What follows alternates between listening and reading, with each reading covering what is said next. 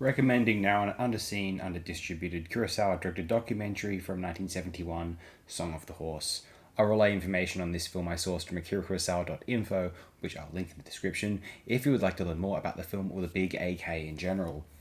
In the early 1970s, Kurosawa found himself in a difficult place. Following the 1965 Red Beard, the director had made two unsuccessful attempts at launching Hollywood-funded projects, and his subsequent Japanese comeback film Des Garden had been both a critical and box office failure in 1970. As the Japanese film industry was struggling and funding was difficult to find, Kurosawa decided to follow the example set by other directors such as Shohei Mimura, who had found a new home creative working on documentaries for the small screen. Where the subject of horses came from is uncertain to me, but Kurosawa had certainly always loved the animals. Very little information is available about the production of Song of the Horse, but much of the film appears to have been shot in the summer of 1971. The crew was small and included Kurosawa regular Masuro Sato, who composed the music, which together with the images plays a central role in the documentary. The film has a distinctive theme tune, and there are times when the use of music and sound, or the lack of any, is fairly experimental.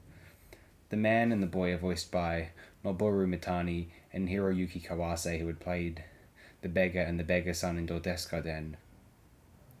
Song of the Horse is also unique in Kurosawa's oeuvre in that it includes an editor's credit, suggesting that it is the only Kurosawa film that he did not cut himself. There is uncertainty about the film's exact release date.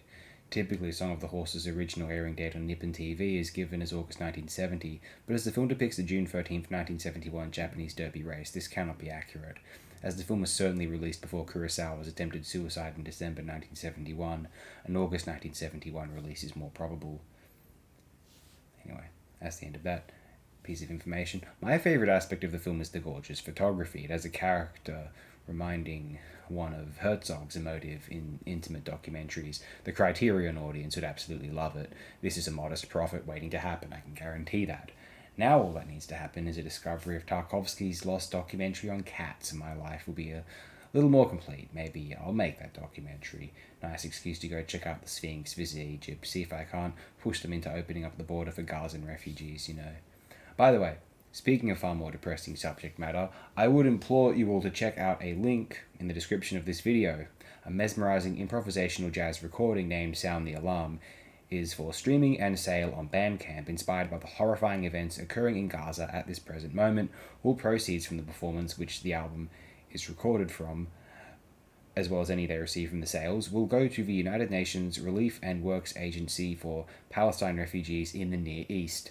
I had the pleasure of attending the album launch, in which the musicians, directed by the band leader bassist Clayton Thomas, executed one of the most emotionally stirring musical performances I or anyone present will ever witness.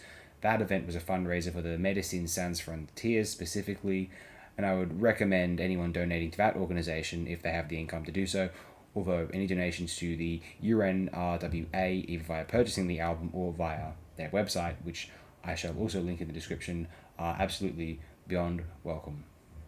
It has gotten beyond the point wherein it is okay to just shut the world out and focus on our trivial escapist luxuries. Let's at least have the most minute decency to do both, or at least keep the sufferers, even if we can do absolutely nothing, in our thoughts as much as we possibly can.